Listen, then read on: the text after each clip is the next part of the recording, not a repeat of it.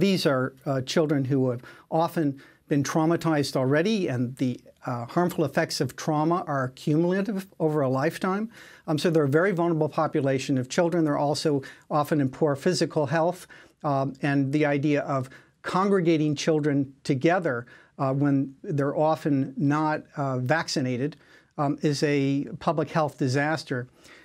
So we saw that there were a number of problems in keeping the children safe. And probably the most poignant examples that we documented is we looked at weights. I pulled the charts of every child there, and I looked at their weights across the course of their stay, and was really surprised to see that a significant number of children who probably entered the facility to some extent malnourished, given their perilous journeys, were not gaining weight in the facility, which is what you'd expect if it were a healthy and nurturing facility, but they were in fact losing weight, which is a really disturbing marker that we did not expect.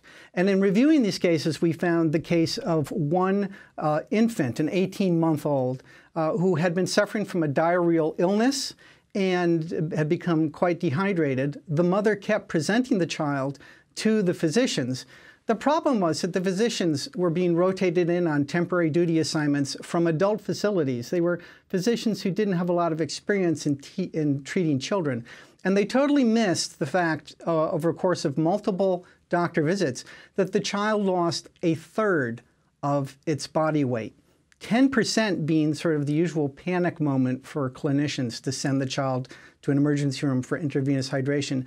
So when we identified this case, we were able to say to the government, it was a miracle this child did not die of a very easy to diagnose and very easily treatable and common medical condition. That we told them that they were playing with fire here, that the challenges of keeping vulnerable children safe in these environments were enormous, and that if they continued, and particularly if they expanded, the risk of losing a child or more than one child was very high. Well, Dr. Allen, I want to ask you about, you filed comments on the Trump administration's proposed rule changes under the Flores settlement, which currently limits to 20 days the amount of time that a child can be kept in can be detained to indefinite detention. Could you talk about your concerns about this indefinite detention, given the kinds of conditions that you've already witnessed?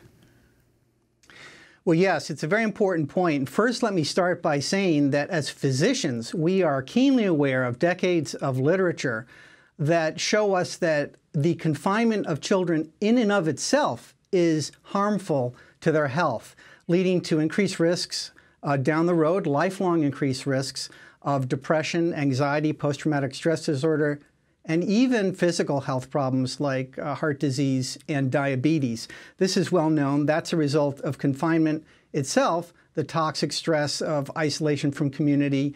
But this is exacerbated when the confinement is indefinite. The additional stress imposed by uncertainty of the future can increase the trauma. All of that harm is known before you even get to the types of things we've just been talking about. If you can't provide the necessary supports to care for a vulnerable child population, the harms can be exacerbated.